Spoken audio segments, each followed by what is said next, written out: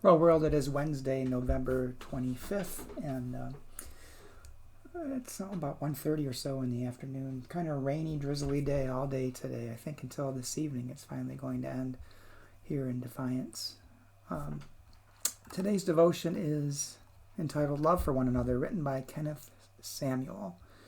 Kenneth bases the devotion upon this 2 John chapter 1, verse 1 and 5.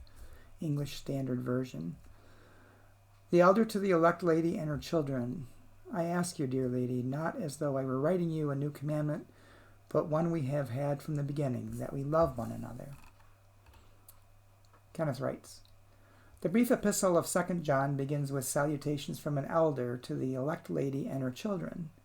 With the past election day still on our minds and some ballots still being counted, we might think of the many women newly elected to state and federal offices. But the elect lady in the text is not really a lady, but a community, and her children are members of that community.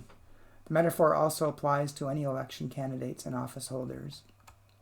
What's more important than the specific identity of the elect lady is her, his, their function. The elect and the children are admonished to love one another. Obedience to this age-old commandment is indeed the validation and the mandate of one's election.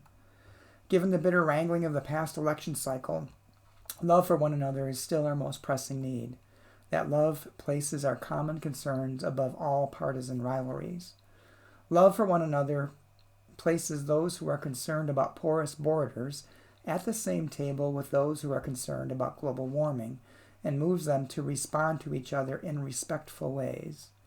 Love for one another means that those who've been adversely affected by economic globalization and those who have been adversely affected by unregulated capitalism have to hear and heed each other's concerns. Love for one another causes those who worry about the national debt to find common solutions with those who worry about college debt. Love for one another is still the most pressing mandate of anyone elected. In Kenneth's prayer, God, let love for all your children be the validation of this and every election.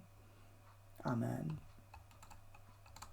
And I think Kenneth brings up some good points and plays off of what I often say, quote about Jesus saying that the greatest commandments are to love God with one's entire being and to love your neighbor as yourself. And all the law and all the commandments, all the prophets, everything is supposed to be interpreted through that particular lens.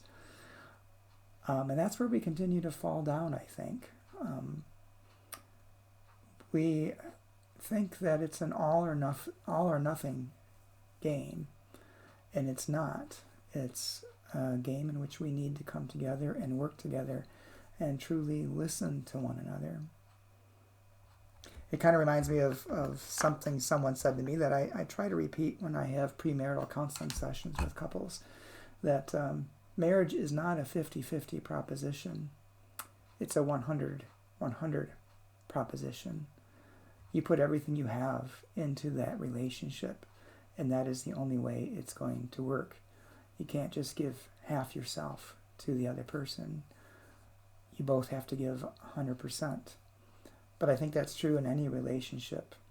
We both have to give 100% and work together towards a future in which all can flourish, because that's truly how we love our neighbor, all of our neighbors.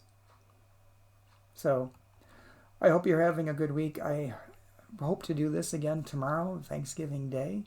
But if I don't see you, I will try to see you again on Friday. So take care, be safe. If you are gathering together with people outside your normal bubble, be extra cautious, be on guard, even though they're people you know, because everyone you intersect with, or everyone you bring into your bubble, you bring everyone in their bubble into yours, and so on. So we can actually bring a lot of people into our bubble just by bringing one person in. So just be aware of that and be cautious, and have a good holiday. I'll try to talk to you again tomorrow. Take care.